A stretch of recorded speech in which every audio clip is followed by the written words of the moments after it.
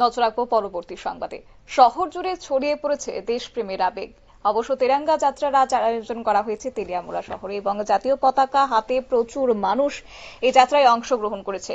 আজকের এই র্যালিতে উপস্থিত ছিলেন ত্রিপুরা বিধানসভার মুখ্য সচেতক কল্যাণী সাহা রায় এবং পুরপিতা রূপক সরকার, মহকুমা শাসক পরিমল মজুমদার এবং পাশাপাশি প্রশাসনিক আধিকারিকরাও জাতীয় পতাকা হাতে এই তিরঙ্গা র্যালিতে অংশগ্রহণ করেছে।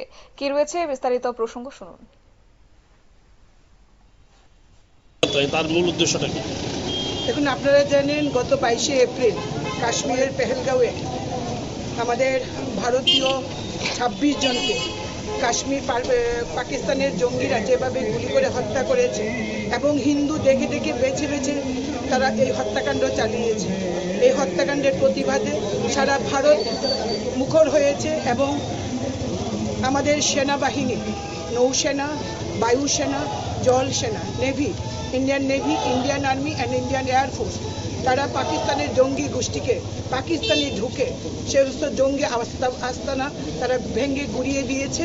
এবং আপনারা শুনলেন বিধায়িকা কল্যাণী সাহা রায়ের বক্তব্য। অবশ্য তিনি বলেন যে ভারতের বীর সেনাবাহিনীর অদম্য পরাক্রম ও যশস্বী প্রধানমন্ত্রী নরেন্দ্র মোদীজির সুদৃঢ় নেতৃত্বে পেহেলগামে হওয়া পাকিস্তানের মদতপুষ্ট কাপুরুচিত ও বর্বর হত্যালীলার বিরুদ্ধে অপারেশন সিন্দুরের সাফল্যকে কর্নিশ জানিয়ে একই সঙ্গে ভারতীয় সেনাবাহিনীকে অভিনন্দন জানিয়ে আজকের এই তিরঙ্গা র্যালি। নিয়ে নিচ্ছে ছোট্ট একটি বিজ্ঞাপন বিরতির সঙ্গে থাকুন।